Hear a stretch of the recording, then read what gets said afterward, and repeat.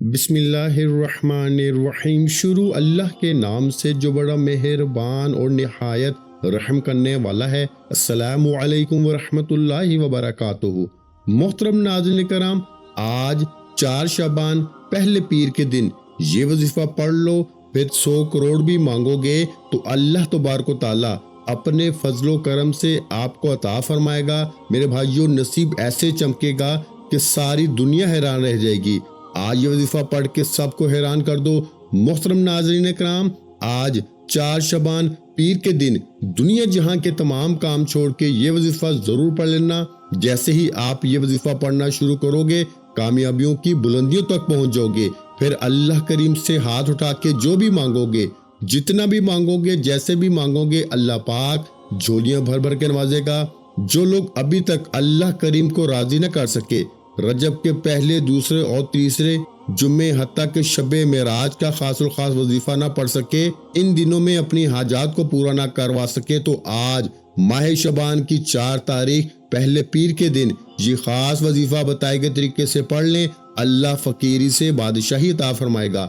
اللہ غربت سے نکال کر، تنگ دستی سے نکال کر، زمین سے اٹھا کے بلندی پر اعلیٰ مقام عطا فرمائے گا۔ یہ وظیفہ تقدیر کے تمام بند تالوں کو کھول دیتا ہے۔ یہ موقع سال بعد ملتا ہے، آج موقع مل رہا ہے تو اس موقع سے فائدہ اٹھا لو۔ جو لوگ اس موقع سے فائدہ اٹھا لیں گے، پورا سال کسی کے سامنے ہاتھ پھیلانے نہیں پڑیں گے، پورا سال کسی اور کے سامنے جھکنا نہیں پڑے گا۔ اور جو لوگ ابھی تک شعبان کے مہینے کو بھی لاپرواہی میں گزار رہے ہیں، تو آج اس موقع کو کسی صورت مت چھوڑیے گا، کیونکہ آج آپ کی چھوٹی سی غلطی، کوتاہی، لاپرواہی کی وجہ سے پورے سال کا پچھتاوا آپ کا مقدر ہو جائے گا۔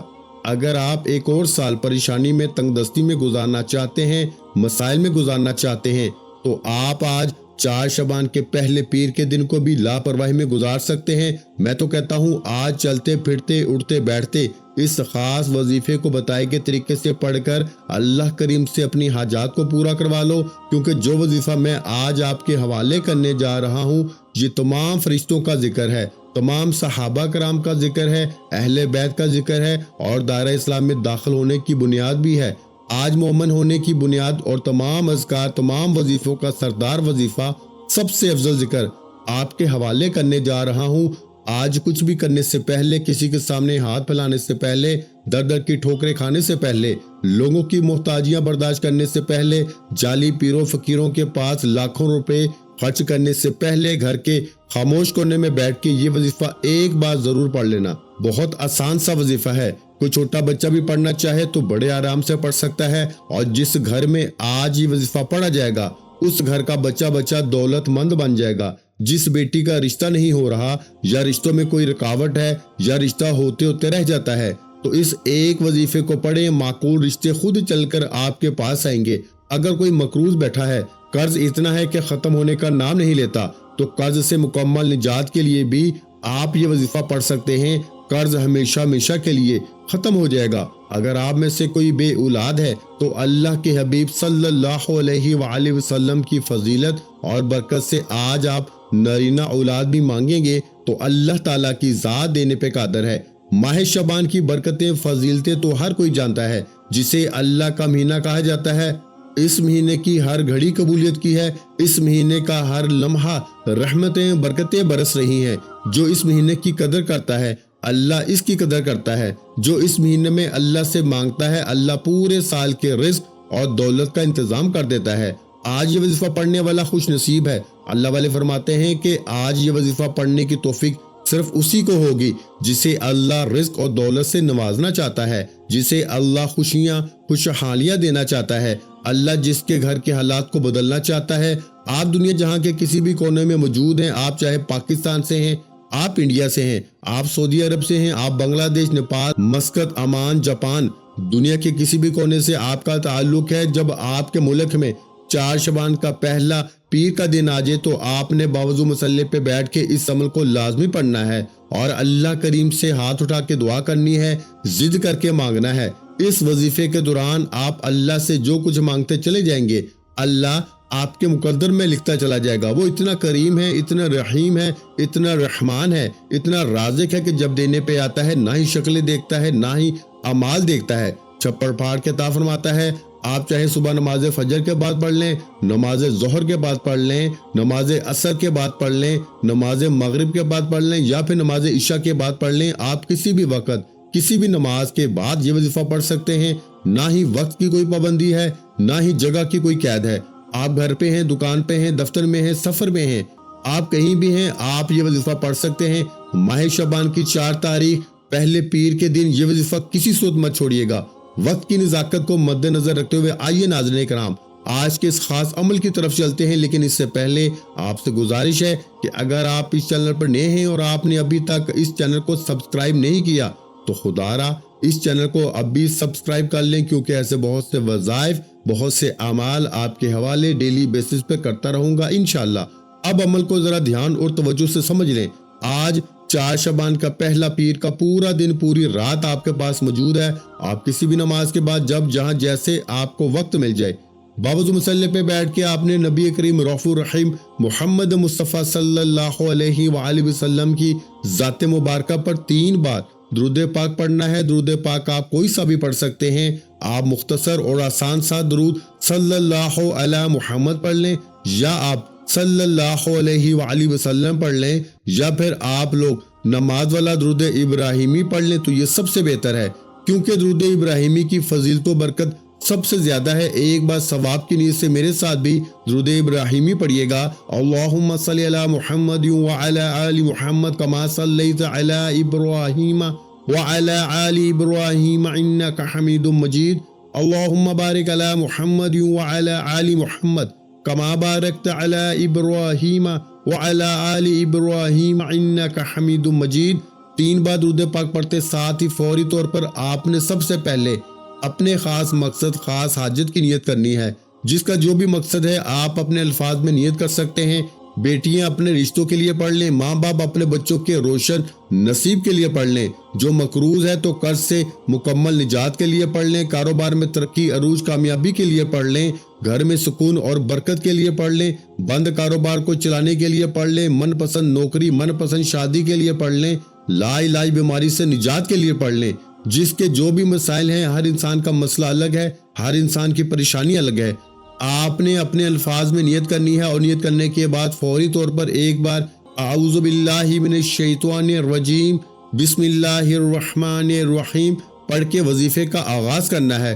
تعوذ تسمیہ پڑھنے سے تمام شیاطینی اثرات ختم ہو جاتے ہیں، اور جس کام کے شروع میں تعوذ اور تسمیہ پڑھ لیا جاتا ہے، اس میں خیر ہوتی ہے، اس میں برکت ہوتی ہے، اس میں سلامتی ہوتی ہے۔ جب آپ نے اپنے مقصد کی نیت کر لی، تعوذ اور تسمیہ پڑھ لیا، تو اب سب سے پہلے نمبر پر جو وظیفہ آپ نے پڑھنا ہے وہ وظیفہ اللہ الصمد کا وظیفہ ہے۔ اللہ الصمد یہ ایک قرآنی لفظ بھی ہے، اللہ کا صفاتی نام بھی ہے، اور سورہ اخلاص کی آیت نمبر 2 بھی ہے، جس کا مطلب ہے کہ اللہ بے نیاز ہے۔ اور بہت سے میرے بہن بھائی اللہ کی بے نیازی کو جاننا چاہتے ہیں، تو صرف اتنا کہوں گا کہ اللہ کی بے نیازی کو جاننا چاہتے ہو تو آپ کے قریب بہت سے ایسے لوگ ہوں گے کہ جن کے پاس بڑی بڑی گاڑیاں، کئی مکان، کئی بنگلے، بڑے بڑے کاروبار، جن کو خود نہیں پتا کہ ان کے پاس کتنا پیسہ ہے۔ یہ اللہ کی بے نیازی ہے کہ بغیر محنت و مشقت کے بڑی بڑی گاڑیاں، بنگلے، بڑے بڑے کاروبار اللہ تعالیٰ عطا فرما دیتا ہے۔ اللہ جس پہ بے نیاز ہو جاتا ہے، پھر اسے محنت نہیں کرنی پڑتی، نوکری نہیں کرنی پڑتی، ٹھوکریں نہیں کھانی پڑتی، وہ گھر بیٹھتا ہے، اللہ اس کو رزق دیتا چلا جاتا ہے۔ اگر آپ بھی اللہ کی بے نیازی سے مالا مال ہونا چاہتے ہیں، اگر آپ بھی چاہتے ہیں کہ آپ کی تنگ دستیاں ختم ہو جائیں، آپ کے گھر میں بھی سکون اور برکت آ جائے، آپ کے کاروبار میں بھی ترقی، عروج اور کامیابی آ جائے، تو آپ نے اللہ الصمد کو پڑھنا ہے۔ کیسے پڑھنا ہے اور کتنی بار پڑھنا ہے توجہ کیجیے گا۔ اللہ الصمد 1 بار ہو گیا، اللہ الصمد 2 بار ہو گیا، اللہ الصمد 3 بار ہو گیا۔ اس طرح سے آپ اللہ الصمد کو ہاتھوں کی انگلیوں پہ پڑھ لیں یا تسبیح کے دانوں پہ پڑھ لیں۔ میرے بھائیوں، آپ نے صرف 11 بار پڑھنا ہے۔ یہ پڑھنے میں آسان اور بڑا چھوٹا سا وظیفہ ہے، لیکن اس کی تاثیر اور طاقت بہت زیادہ ہے۔ اللہ سے مانگنے والے بہت کم ہیں، لیکن اللہ کے خزانے بھرے پڑے ہیں۔ آج آپ نے اللہ الصمد کو صرف 11 بار پڑھنا ہے۔ اللہ الصمد پڑھتے دوران آپ نے کسی سے بات نہیں کرنی، نہ ہی کوئی آپ سے بات کرے گا۔ صرف 11 بار اللہ الصمد کو پڑھنے کے بعد اب آپ نے دوسرے نمبر پر کون سا وظیفہ پڑھنا ہے؟ اب آپ نے میرے بھائیوں، میری پیاری بہنوں، دوسرے نمبر پر لا الہ الا اللہ محمد الرسول اللہ کو پڑھنا ہے۔ کلمہ طیبہ دین اسلام کی بنیاد بھی ہے، یہ مومن کی معراج بھی ہے، اللہ کی لاڈلی تسبیح بھی ہے۔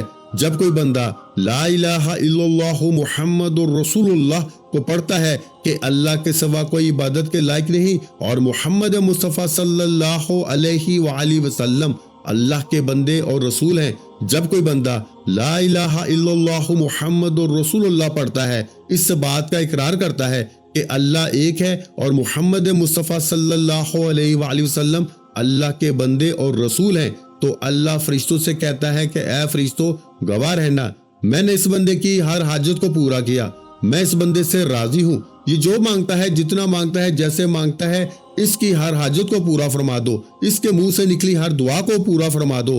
آپ نے کلمہ طیبہ کو کیسے پڑھنا ہے اور کتنی بار پڑھنا ہے توجہ کیجیے گا۔